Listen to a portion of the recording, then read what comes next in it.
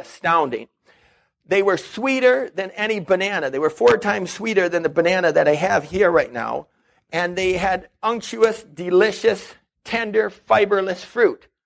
It was probably a clone, and this is why I will maintain that. Clonally, they could have been propagated because they send up rhizomes and suckers. If the Anasazi Indians would have selected this and grown that even in a wild habitat, it's likely that they would have tended this maybe for generations, because the yuccas, Yucca baccata, is such a hardy plant. You want to see a book, by the way, which is called The Oldest Living Things in the World. Some of her claims are contestable, but she covers the yuccas and claims that several of these have clonal growth colonies that can be thousands of years old. So my hypothesis is that these were selected varieties that had somehow been found in the field, that somehow had been dug up by this guy and unwittingly planted in his little motel display. When I harvested them and found the fruit as delicious as it was, it tells me that I had discovered something from a long past that had long been forgotten.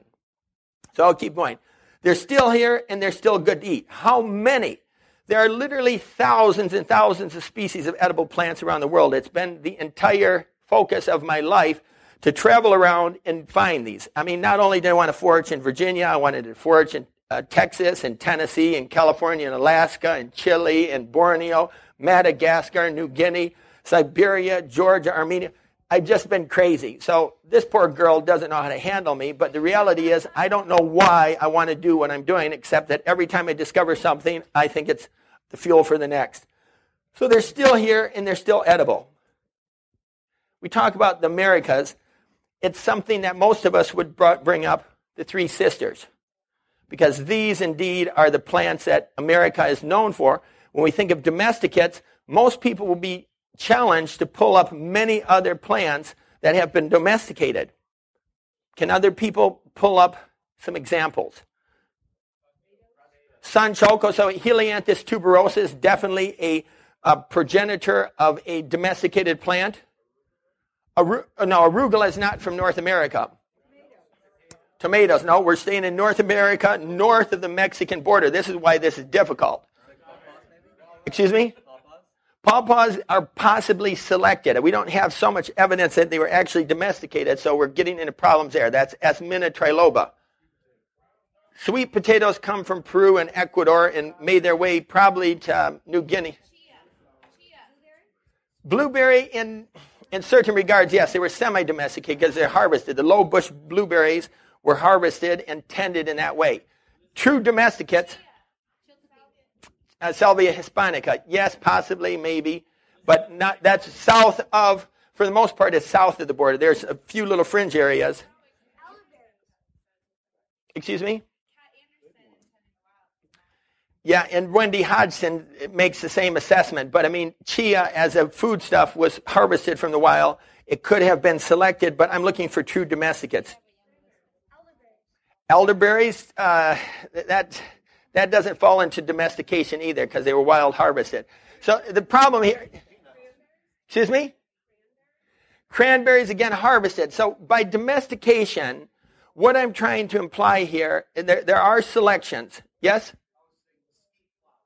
As well. So all of these are on the fringe. The reason all of these are on the fringe that you have mentioned, and there's been a great many of them, is because we aren't exactly sure that there wasn't just selectivity to the point of making it convenient for harvest. It's a fine line. If you read the book by Jack Harlan, you'll just note that Jack Harlan, you'll read several wonderful books about agriculture and the development of agriculture in the world. Excuse me? Biscuit root. Again, this is tended harvest. You're talking, are you talking about Pediomelum esculentum, or are you talking about the Louisias? Louisia, I believe. The flower that is real beautiful that grows in the western mountain states. Yeah, okay, it's squash. Okay, let me pull this through. So the 3 sisters are primarily the most domesticated. The one that was most on target was Helianthus tuberosus, which is, for whatever reason, called the Jerusalem artichoke. If you read a book called Plants, Man, and Life by Edgar Anderson, he takes the position that the sunflower was another American domesticate. There also happened to have been a fruit which has fallen into great obscurity. It's called, what is this little passion fruit? Maypop. Does anyone know what a maypop is? What's the largest maypop you've ever seen? About like this. It is rumored that in the Ohio River Valley there were maypops this big.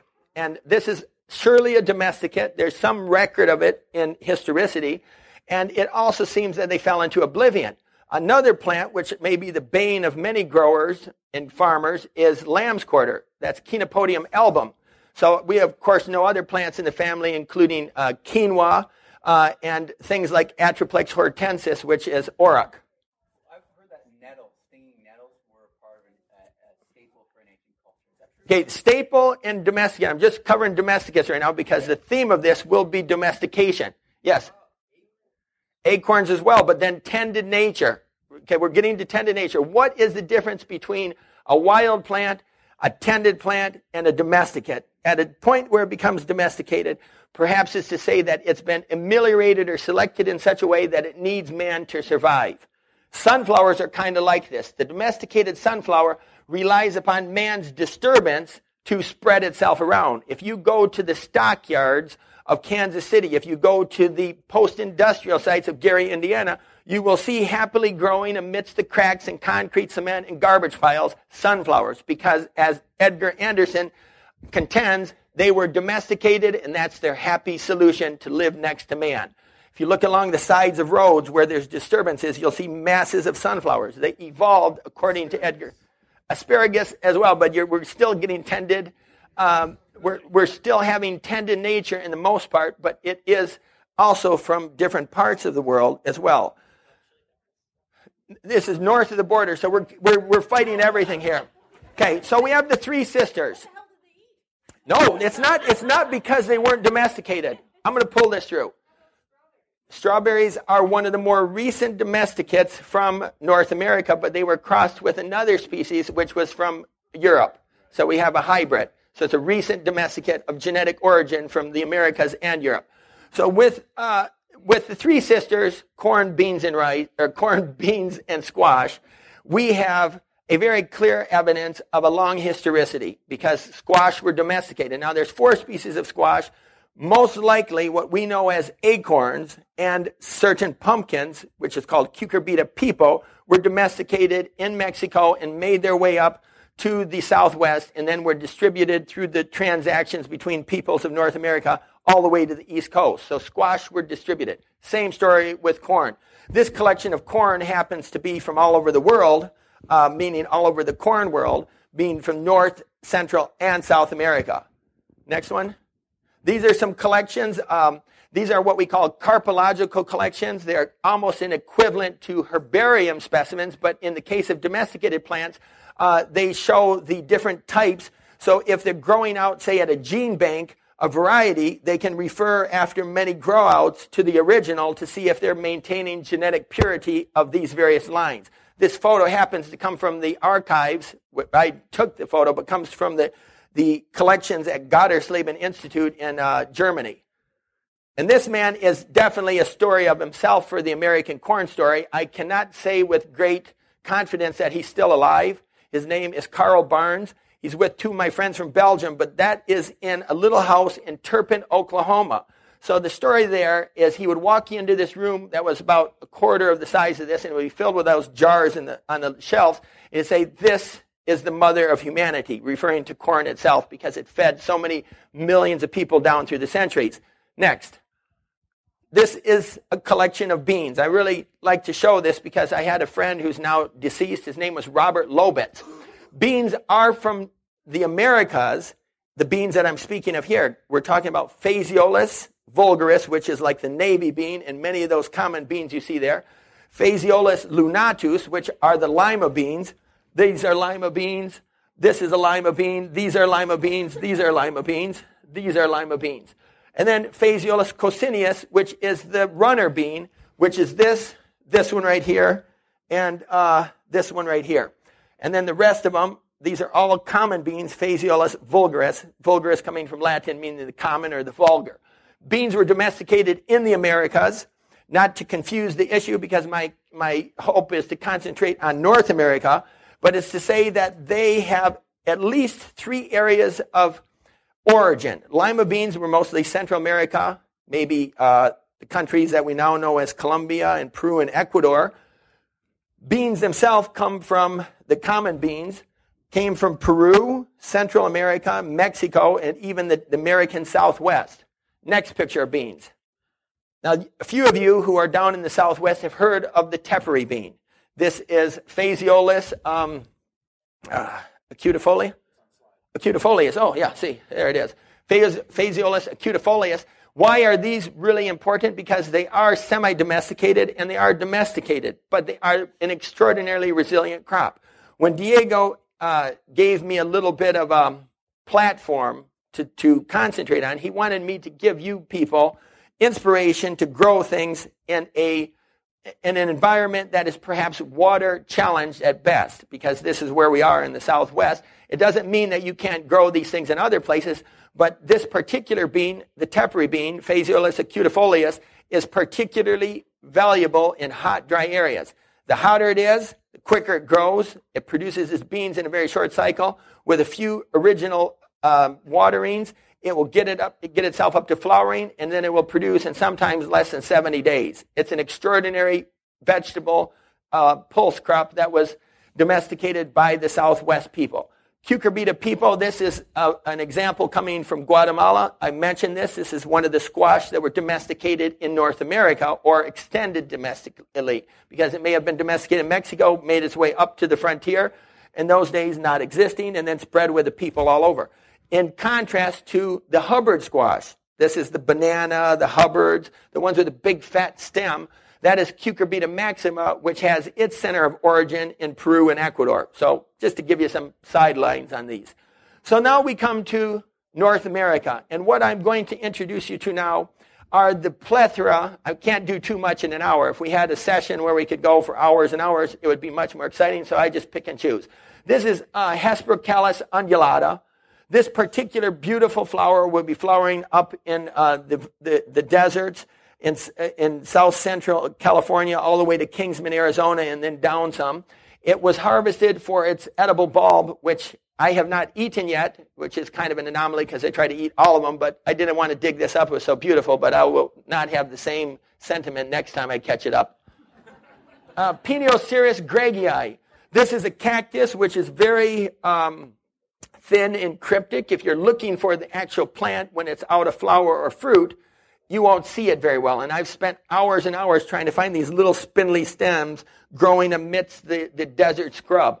When it flowers, it turns into something different. It's called the Queen of the Night, a big white flower that's beautiful and extraordinary. And I better stay away from that thing. You know what that would do. The big shriek if I get too close to it.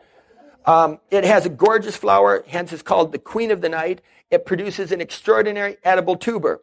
Right now, the source for plants are two. There's something called Miles to Go, MILES -2, the number go, -go. And he is near Tucson, Arizona. That's how the Mexicans say it, Tucson. And then there's another nursery that also does it, who grows seedlings of this plant, PENIOCEREUS GREGII from Box Cactus Nursery in Tucson, Arizona. Camassia quamash. So I'm talking about tubers and roots right now. The camas, or quamash, can be grown as a bulb. In fact, the various bulb societies of the western U.S. and even the central states have it often on offer. You can find quamash bulbs online. You can also find the seed online, and it is extraordinarily beautiful flower. What this represents here are the ladies who, during the spring flowerings of this plant, will go out there because it is blossoming, and they'll know how to dig it up. It must be said in nature, there were two different types of quamash bulbs, death camas, and then the edible one. The edible one always has blue flowers and sometimes has white ones, but the poisonous one always has white ones, so don't eat the white ones. And that was the rule. Ipomoea leptophylla, that first original root that looked like a rubber chicken that I was holding up, is indeed this plant. It grows throughout the expanse of the prairie states.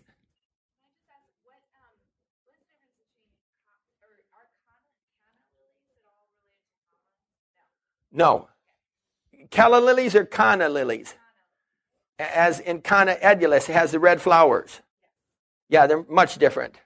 from South America and a total different group producing rhizomes.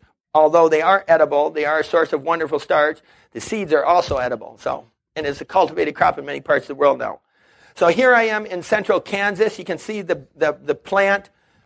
Beautiful. Now they're remnant because the prairies have been so disturbed and destroyed and sprayed with all the herbicides that kill these beautiful broad leaf plants. It is an extraordinary food resource. In a book which is called The Food Plants of the Rocky Mountains, the authors note that this was their favorite root. Now, so let's think of this. We're talking about feeding a hungry world. There's practically 12 species that sustain the majority of humanity's carbohydrate needs, and among them are rice, wheat, corn. And so it comes down to the fact that we hear, at least in the bigger agricultural circles, the industrial ones that are promoting the biggest propaganda stories, is that we have to genetically modify crops to make them resilient for desert conditions. Now, I feel particularly adept at countering this nonsense because, first of all, the story goes like this. There have been people living all over the planet. They've lived in all types of ecosystems. Because they've lived in all types of ecosystems, they've adapted to the regions and they've had to find food. Otherwise, they would have died. So with all the arid and desert regions of the world, think, for example, of modern-day Australia, the Aborigines, their precious knowledge of bush tucker. They are probably some of the most intact foraging cultures that still exist because they've passed it down generation to generation as a word of mouth. If you go to southern Africa, the San people in Botswana are particularly adept at foraging and know their deserts. Well, these deserts, like the deserts of the American Southwest and the semi-arid plain states, are filled with all kinds of extraordinary food. What is it then that reduces us to not being inspired to take crops like this? And I say crops because they're not yet domesticated, and working with them and selecting them and making them de facto crops. Why do we lack that inspiration? Part of it may be, and this is a dangerous thing to assert, is that we are seeing a tunnel vision in academia. People go in, they get a degree, they specialize, and they don't see the bigger picture.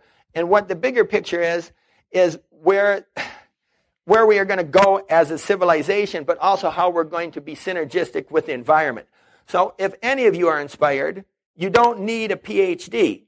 I say just for inspiration, think of Luther Burbank. Luther Burbank had an 8th grade education. Still to this day, there aren't very many industrial scientists who have a repertoire and a resume with as many varieties and cultivars as Luther Burbank created or collected, because he was also a man of keen perception. And when he saw something good from someone else who didn't realize it, he would take it and put it under his own. So Luther Burbank then left us with great legacies. Even to this day, the russet Burbank potato is the mainstay potato for, well, even McDonald's. So it kind of tells you how important his work was. So if someone in this room started growing this beautiful tuber, now those are too woody to eat, but when they're more tender, as the authors of the Food Plants of the Rockies suggest, it's one of the best foods imaginable. In order to find this, you don't have to go much farther than Joe's, Colorado. Actually, 2 or 3 miles outside of the town, I dug these tubers up, and I was particularly happy to see the town was named for me or whatever. There I am digging up one of the tubers in the thick clay substrate, and it took about 2 feet to dig it down. But in a cultivated state, just imagine. So what do these plants hold for us? We don't have to genetically engineer them. They've already adapted to aridity. I mean, this is bone dry, and it's in August, and the plant was flourishing. So with a little tender care from us and a little bit of synergistic culture, we are going to see amazing crop performance, and we're going to have plants that are resilient to the environment. And if the situation is a little tough, or irrigation doesn't work for a couple months, they're not going to die, and they're going to be ready to keep growing when we have something. Nidosculus palmeri. Who knows about Nidosculus? It's the bull nettle. Anyone ever run into a bull nettle? What happens to you? Now, why are they horrid? Okay, so they have terrible spines. It's in the Euphorbiaceae family. The euphorbias have many plants, especially in their representation in Africa, that have venomous latex. I say venomous because if you get it in your eye, it will blind you in some species. It'll cause caustic burns. Well, Nidosculus palmeri, Nidosculus texensis, which, by the way, Anthony, we were 2 days ago in Monaghan's Sandhill State Park, and I excavated a tuber for him. First, I had to clear away the dead bull nettle because they have terrible spines. If they poke you, they will cause severe inflammation, sometimes lasting for weeks. I bumped into one bull nettle in Oaxaca, Mexico one time, and I had welts on me for 3 weeks. This one isn't much different, and I'm going to tell you why that's interesting. Yeah. You got stuck on bull nettle?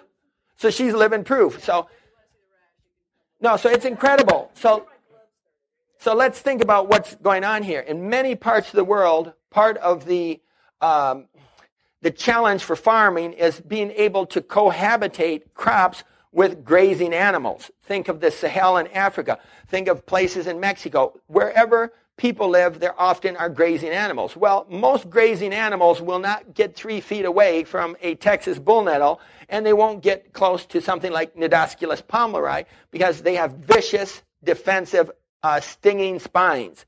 Now think about this. You plant your crop, and then a few months later, you dig up 20 pounds of tubers that are as edible and as luscious as the potato. This was done, this photo is coming from the book Food Plants of the Sonoran Desert by Wendy Hodgson. The man who taught me about this is one of my heroes, and I'll talk about him a little later. His name is Richard Felger. Some of you know Richard Felger? Okay, Richard Felger, you want to look up the name.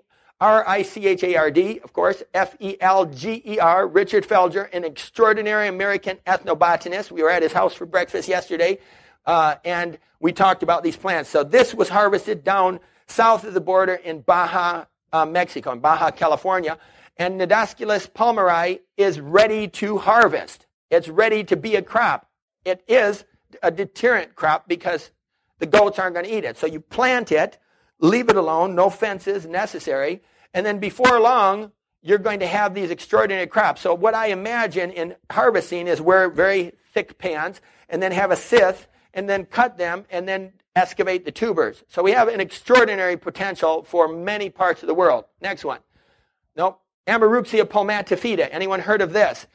This is called the saya. AMOREUXIA palmatifida was a food plant of extraordinary importance to the southwestern American Indians. The flowers, the leaves, the seed, immature seed pod, the roots, they're all edible and they're all spectacular. From a salad vegetable to a tuber that is delicate with a finesse that would turn on a top chef, this is an amazing food plant.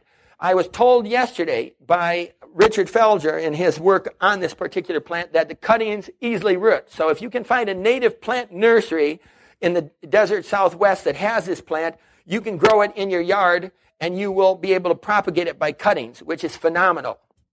Next one, APIOS americana. This is now a plant which I contend would have been the de facto American sustenance.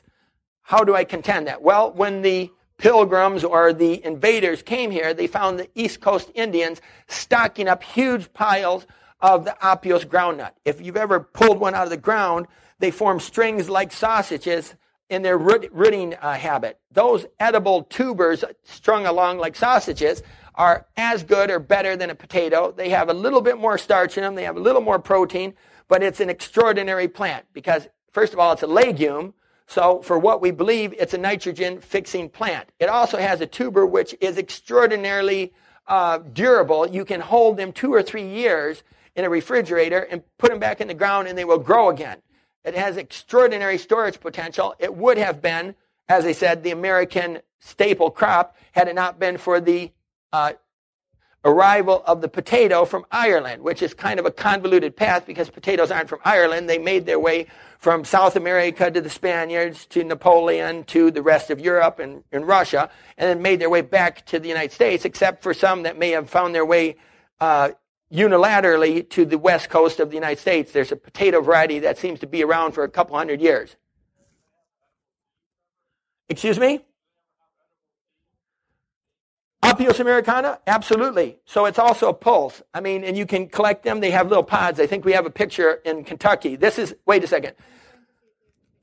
Yeah, there is. There is. That's the bean. You can eat the beans as well, and probably the flowers too. Let me drink this. If you go back one more. Okay, so this is in Kyoto, Japan. So here's a little bit of a thing about other people discovering what is edible and us being oblivious to it. So the Koreans, the Chinese, and the Japanese have been growing Apios americana as a crop for probably a couple hundred years.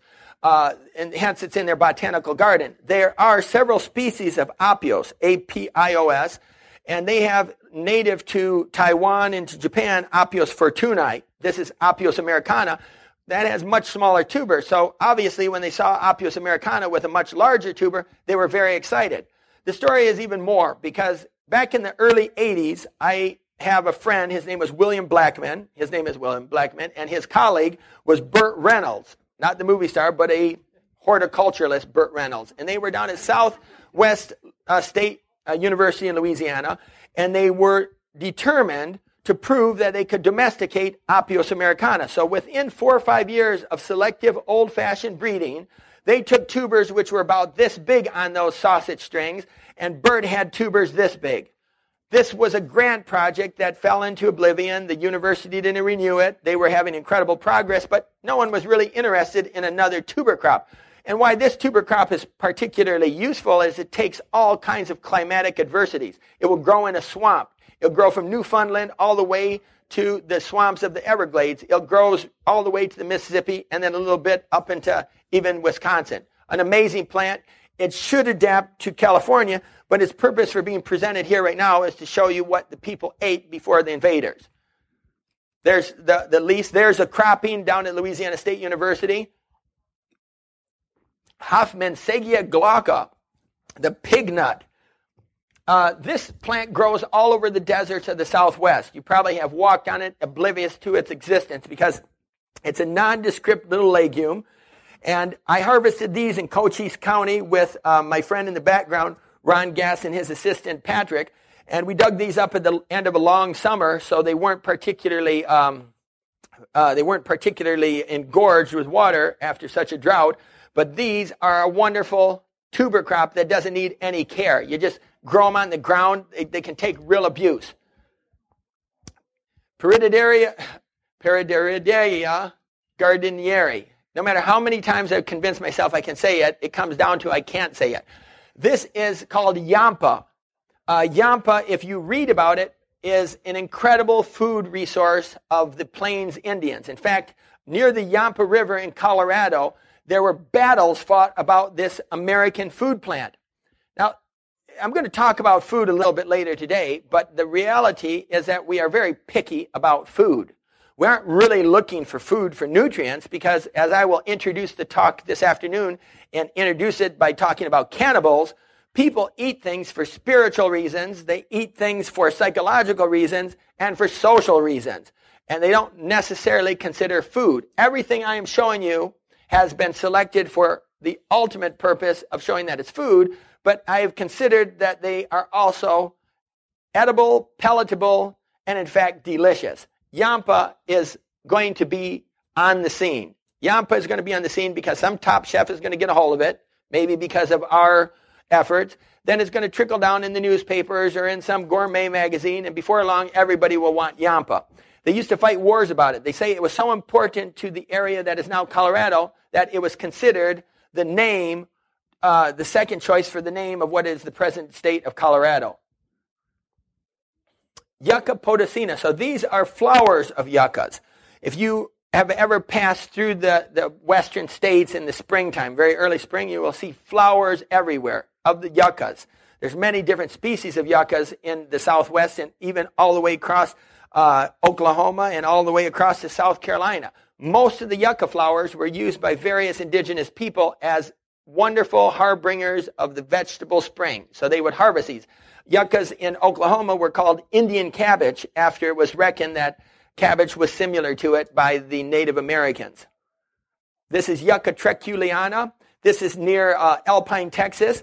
The plant is laden with fruits that are not terribly dissimilar to dried dates. They are large fleshy fruits that dry up Unfortunately, they are delicious, but unfortunately, insects also like them. So in a habitat where we were cultivating these, after they were pollinated, we would cover them up and protect them from insects. But this is in the dead, dry desert. That, in fact, is after rain. But there's probably 60 pounds of fruit on this Yucca triculiana. That's quite amazing. Then we get into some berries, because this is my fruit cue. Archostaphyles uva ursi, the kinnikinnick, also known as the bearberry. These grow all over the Rockies. They're related to manzanitas. So they're found in mountains. They're found in the high prairies. They're found in cold regions all over North America. Manzanita in Archostaphyliaceae, I think. If someone can Google that and tell me. Where did I put my drink? Oh, it's right here. Okay. Let me get some calories and then I'll charge up again. Is the Yucca potosina, is that different than the whipley? It looked like the whipley. Okay, you're talking about Hesper Yucca whiplei. Yeah. Hesper Yucca whiplei grows all in Southern California and down in Baja. I have not eaten the flowers of that. All I would do, I think they're edible. They are. Good. And they're probably delicious. Are they slightly bitter? No, I didn't find it. Somebody says yes, somebody says no. Yeah, absolutely. I just throw them in my mouth, and there's not much flesh on them. So that's another. What I'm trying to invite all of you to consider is being little Luther Burbanks yourself. Get a few of these varieties, a few of these species, and start playing with them. Set up a network of breeding and selection, and who knows what we're going to create. You don't have to have a PhD to be a botanist or a horticulturalist, and you can certainly do amazing things without the shackles of a university owning everything you do, right? Excuse me? Also creativity in how you cook them. Give them the example of the chef in your... Well, yeah, there's a lot of creativity about using them, and I don't know if I can handle this because I have 60 slides, and I try to keep it limited. Also, kinnikinnick, the Archostaphyles uva ursi, you can use the leaves as a tea, a very, very good tea as well, as a native tea, so there's a crop benefit to that.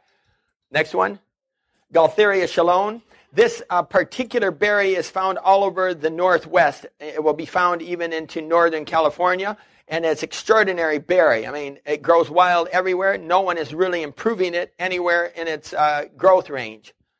Lonicera cerulea, on the other hand, the honeyberry, is being cultivated in the far north. It's how do we say it? It is found throughout the northern temperate regions, which means in Eurasia, in Europe, and North America. It can handle zones down to zone 2, and it produces a gorgeous berry. And scientists and breeders and plant lovers all over the world are trying to improve it because it produces a cylindrical berry, and the size is generally increasing with selection to now that there's berries about 1 inch long. And it takes frost incredibly well. So not necessarily something for Southern California, but just an example of berries of eat. Lycium berlandieri, on the other hand, is a very close relative of the goji berry. So all of you who rush to Whole Foods or to Trader Joe's to buy your goji berries as a superfood would take note that there are several Lycium species or wolfberries growing in the desert southwest. This one happens to be Lycium berlandieri. I was amazed driving around Tucson, Arizona last October and November. The sides of Highway 10 were literally lined with these plants, obliviously growing in profusion. No one was harvesting. No one was picking them. What a wealth from nature. To find how to grow those as a crop, there were no insects bothering them. The fruits were laden. They grow in extreme drought situations, and they produce bumper harvests with a little bit of rain. Phaerocactus fruit. All the cacti, as a matter of fact, produce edible fruit. Now, there's some challenge to using them because of their prickly nature, but it's also to be said that Native Americans made great use of these from chollas all the way to the phaerocactus. This fruit was harvested in western Texas from a phaerocactus, and it's the entire fruit is edible, including the seeds, which are extremely nutritious, and it doesn't take much to become a cactus breeder and hybridizer and selector. There are some 2,000 species of cacti. There's a man by the name of Steve Brack, Mesa Gardens, M-E-S-A Gardens, in Belen, New Mexico. Don't we have a video or something of him on the YouTube channel?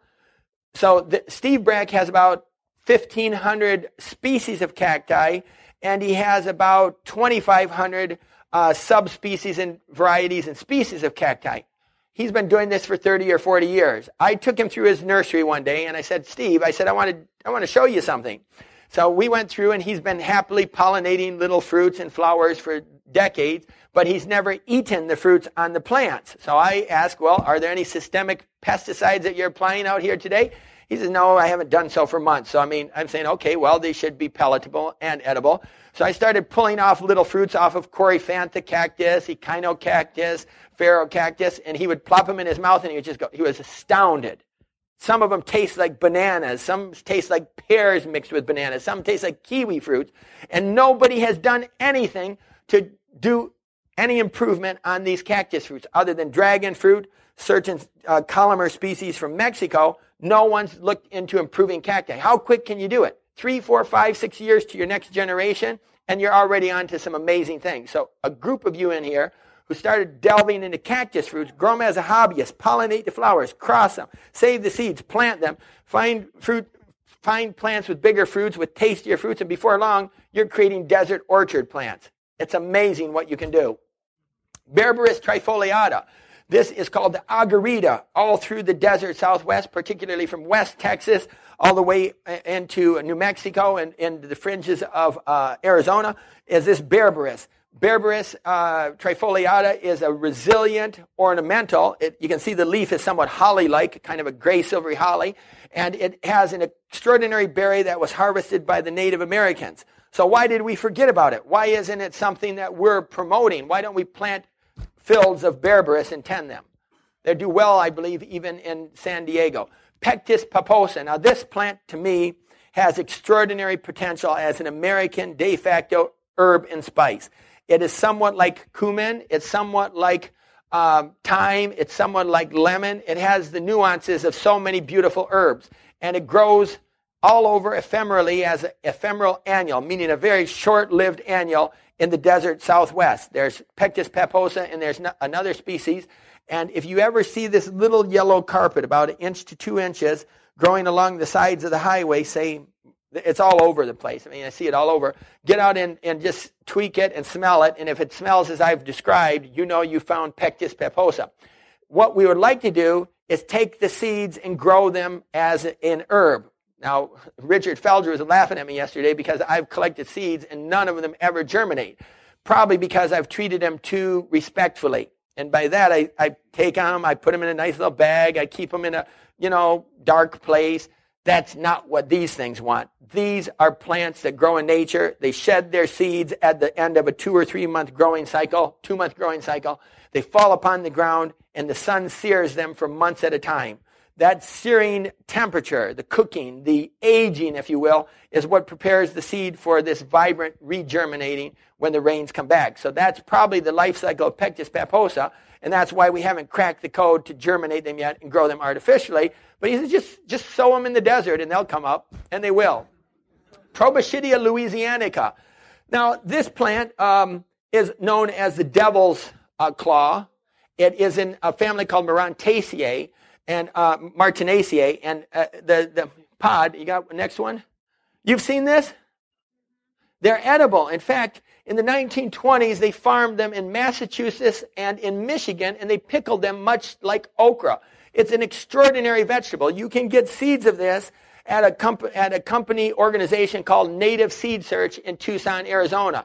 The Proboscidia louisianica, or devil's claw. All of them are edible, the fruits.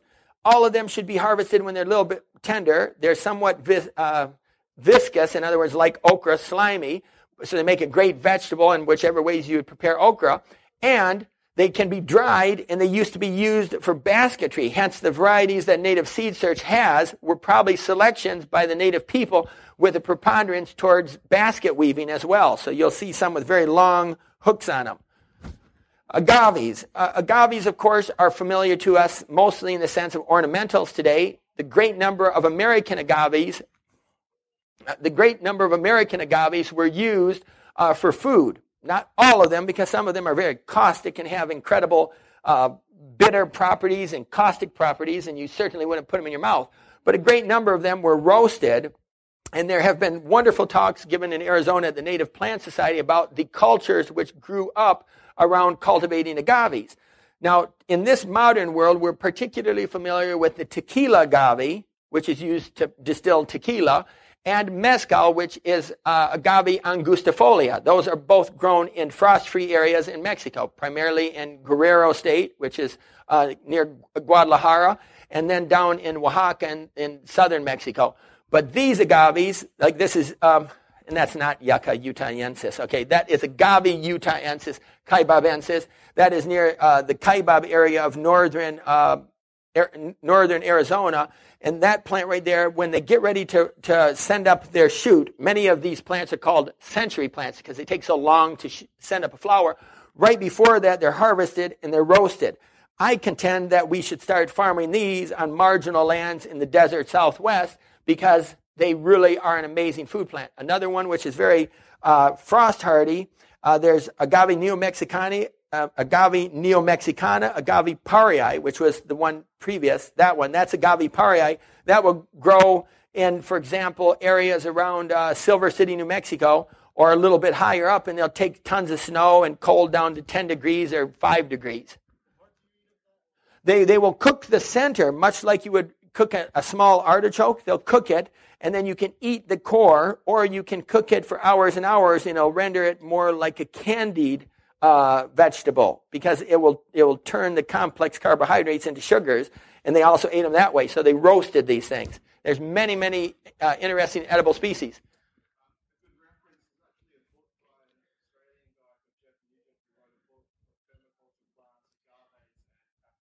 Yeah, that is. I have his book, and that's really cool. Yes, it's a good one. Thank you. You are killing them, yes. Okay, so you are killing them. So it's a long-standing plant. Here's the argument about this. There's a gentleman right now in Mexico who is contending that the use of certain species, such as corn, for biofuels is ridiculous because we're using prime agricultural lands and we aren't rendering much of a return. With corn, for example, if you put 1 in, you get 1.2 out. In contrast to sugarcane, which if you put 1 in, you get 8 times out. With agaves, it could be as phenomenal as 20 or 30. And what I mean by that is the amount of energy, the amount of water, the amount of effort. Agaves are growing in marginal regions, take many years to mature, but they're wastelands that they're actually growing in, hence they're extremely productive when all is considered. This particular plant is one of those kind of hobby plants because it has not been cultivated yet. It's a very bizarre looking thing. It's actually flush with the sand. It looks like a silver dollar or like a sand dollar on the sand, and then it has these blossoms. It's a very weird parasitic plant that grows in the sand dunes, and it feeds on other plants through a little vampire-like attachment called a hostorium, which sucks the juices out of another plant. It doesn't seem to kill or harm other plants, which makes it particularly interesting evolutionarily speaking. But what I contend is this plant could be grown and cultivated. And the basis for this is a scientist by the name of Sherwin Carlquist, who found a similar plant in southern Africa, which is called Hednora africana. And he took some seeds of the fruit, which is very large and edible and grows underground, and took it back to Southern California. I think he was in Vista, put it next to a euphorbia cactus. I say cactus because it was a euphorbia that looked like a cactus. And several years later, the Hednoras were sprouting up, living parasitically off of this host plant. So these are desert plants. I've eaten them, and Arena's eaten them. They smell like pepperoni sausage, and they taste like a cooked carrot. So figure that one. The Seri Indians and the Pima Valley Indians used to eat so many of them that they would grind their teeth down with the sand. It's called sand food. They eat the stem. They kind of very long stems. I'm not sure of that. I fed garlic to chickens many years ago, and they tasted like garlic after they were butchered a couple of days later. But I'm not sure that would work on these. That's a good one, though. I mean, this is like what, a good researcher could do. This is all open field for everyone. You don't have to be anything more than a curious George and be passionate. That's all it takes. And with so many young people in here, hell, I would start doing it immediately, especially if you're living in one place. I live out of a suitcase, so I carry seeds with me all the time. I mean, like people, they can't comprehend my bizarre life. This is Asclepius speciosa. You may have heard that milkweeds are edible. So this is the western milkweed. The eastern milkweed is Asclepias syriaca. They both are supremely edible. You want to get a book written by Samuel Thayer, Samuel, I believe, Thayer, Thayer. For those of you who remembered when I mentioned Yule Gibbons earlier in this talk, Yule Gibbons was kind of a promoter of a misinformation about milkweed. It was contended that milkweed was edible, but only after it was cooked and only after you drain the water off. Has anyone eaten milkweed? Okay, who has a good experience with it? I mean, tell me what's going on. You ate it raw? Absolutely. Anyone else? Who ate milkweed? Who cooked milkweed? Was it slightly bitter or was it not bitter? Okay, anyone else? Back there. Yeah, okay, so we have some real misinformation about this, and it was probably all promulgated by Yule Gibbons. He may have read some authors. He may have cooked milkweed shoots. We believe now that when you cook milkweed, it becomes bitter. It was certainly a vegetable that was relished, and it's an extraordinary vegetable that's endangered. And for those of you who love butterflies and bees and everything else little and cute, these plants are something to cultivate, and they're something to eat, and they are perennials. And Asclepias speciosa should do well even in California. Next. Yes? No, because, we have a lot that we've been instructed in. If you read the little golden guides by Herbert H. Zim, that's what I carried around when I was a little kid, the little pocket golden guides. And it would say that the monarch was able to eat milkweed and condense the alkaloids and hence become very bitter and unpalatable. First of all, we don't know if birds like bitter or dislike bitter. I haven't talked to them lately to understand. And that was part of the comparison with the viceroy, which is Basilarchia archipus. That was supposedly the mimicry between the two species. Well, as it turns out, they may condense the alkaloids in milkweed, which is a different process than just having a poisonous plant, hence the sap, as these folks are rendering, like the girl who ate the flowers raw, which are filled with sap, didn't do anything to her, in fact, tasted delicious. And that's what contends Samuel Thayer in his book, and he likes to talk about that. Anyway, Cucurbita fetidissima is my cue for seed plants, because many of the amazing plants in the Americas were seed plants. Now, in California, there's an amazing company called Lundberg's Rice. They may be notorious. I'm not sure that I'm going to give you real information here, but I think they could have been involved in a patent suit for patenting basmati rice. I think they dropped it like a hot stone if they were involved in it. If it wasn't them, it was another big rice interest company in America. What we like to know about companies like Lundberg is that they are inspired because of sustainability and lack of water to look for other grains. So it's my hope that some of the things I'm going to show you right now fall into the hands of bigger commerce, because this will open up some new channels of development. Cucurbita fetidissima, the buffalo gourd, you've undoubtedly seen it if you live in California, if you go out to the hinterlands and in the dry places. Yes? Absolutely. It's extremely tenacious. It's a cucurbit. It's in the squash family, hence has the same it's in the same genus as the squash, Cucurbita. Cucurbita fetidissima means the stinky one. This plant has extraordinary quantities of cucurbitacin, which is the smelly stuff that squash have as well. But this is super concentrated. Squash bugs won't attack this plant. They won't get by it. In fact, the elders of various indigenous tribes in the Southwest would take the plant, crush it up, take the liquid and spray it on their squash and on their melons, because then the squash bugs would not attack it. A natural deterrent. It's really fetid. That's why it's called Cucurbita fetidissima, the most fetid one. Excuse me? It was not Lundberg. She corrected me. It wasn't Lundberg who patented the basmati rice. But the point is, there are many grain crops. So this one was studied back in the 1940s and 50s as a grain crop because it produces an oil seed. Those little yellow fruits are laden with seeds, which are extremely nutritious, were used by the American people as a foodstuff, are very rich in protein, are very rich in nutrients and minerals, and it turns out that they dropped it because there just wasn't enough interest from the various agricultural powers that be at the time. The plant will grow in barren deserts. It sends down a root that becomes bigger with time, storage root, and it will come back year after year after year, producing hundreds of these small gourd-like things filled with seeds. Next, Helianthus neglectus, the little neglected one. This happens to be in Monahans Hill State Park in Texas. It's the only area where Helianthus neglectus is known, the neglected sunflower. It is an example of all the sunflower species which produce edible, oil-bearing, and mineral-rich seeds called achenes. And we haven't cultivated them except for the sunflower Helianthus annuus, which has been domesticated as a crop. Because of their resilience, they should be grown all over the country as a grain crop by people like yourselves. Sporobolus rhytii, the giant saskatoon. So there were many types of grass, and these photos right here are courtesy of Richard Felger.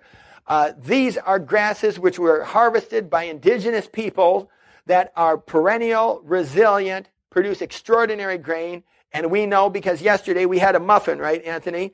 We had a muffin that was made from the seeds of Sporobolus rhytii, and it was gluten-free, 2 to 3 times the mineral and nutrient profile of, say, wheat, and completely sustainable because it grows by itself in the desert regions of the Southwest. My hero, Richard Felger. There he is standing next to Sporobolus giganteus. Menzelia decapitella.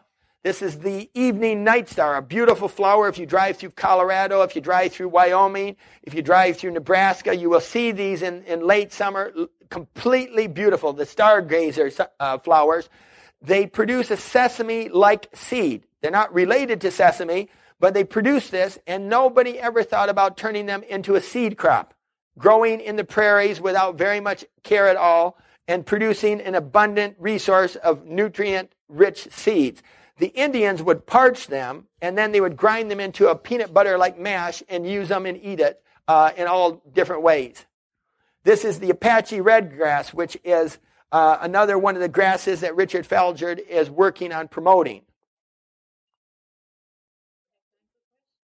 I do? I finished? How many pictures was that? Okay, well, we can talk about a bunch of other things. This makes it really extemporaneous. Let's take questions you want, and then we'll turn it into something important. So let's see if I answered. Wait a second. Let's see if what I did with this talk. What was this talk about?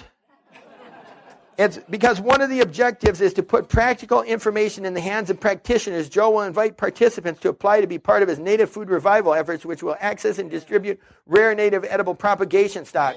Okay, let's do this. First thing you're going to need is my contact information, so I will give it to you.